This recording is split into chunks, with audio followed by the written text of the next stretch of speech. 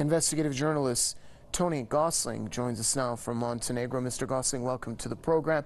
It seems that Pyongyang has taken the final step with the testing of its hydrogen bomb. Where do you think is the direction of this North Korean saga heading now?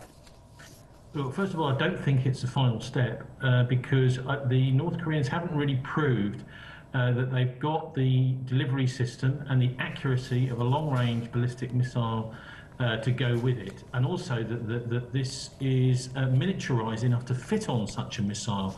So I think we've got to be very careful about jumping to conclusions.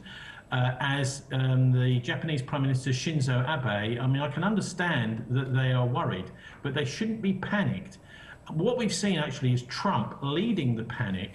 If you listen to people in Guam, such as Dr. Michael Bevecka, I think that's how you pronounce it, at Guam University, they say that the rhetoric has actually ramped up on the American side. They're used to the US actually being fairly calm about these various tests that have been going on for many years now.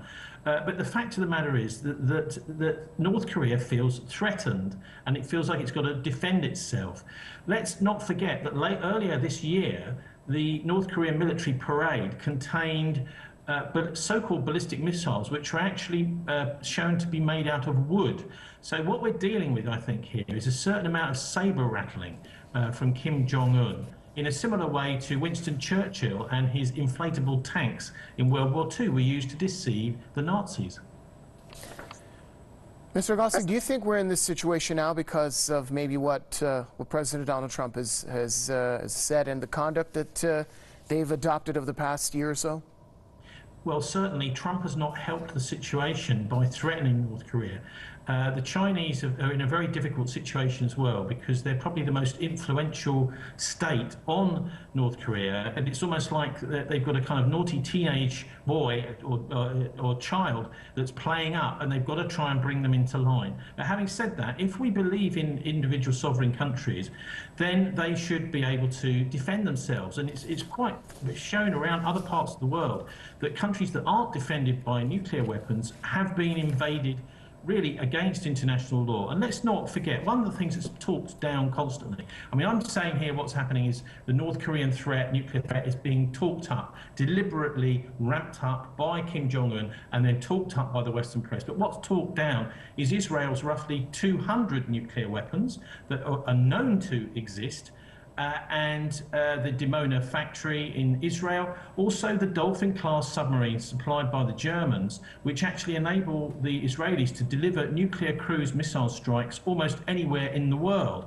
So there is a real threat, a very real threat, and we've seen that the Israelis disregard for international law many times, starting effectively with the '67 war. But I'm worried here that Kim Jong-un might be stumbling into a trap. The Anglo-Zionist Empire actually has started to fail with its false flag chemical weapons attacks. It may even be crazy enough, and I mean, you couldn't put anything really past these American hawks that tried to get World War III started back in the Cuban Missile Crisis. They actually did try, saying that there would be no more than expectable casualties. Of course, that would be hundreds of millions of people, but still they were trying to actually get a war going between the Soviet Union and the US. And so they may even try a nuclear false flag attack. Now, this is something which is almost inconceivable, the idea that you might actually blow up a nuclear device and then blame it on your opposition. Now, this is a real possibility in the world today, and I think we need to be realistic about it. Thank you, sir. Investigative journalist Tony Gosling joining us.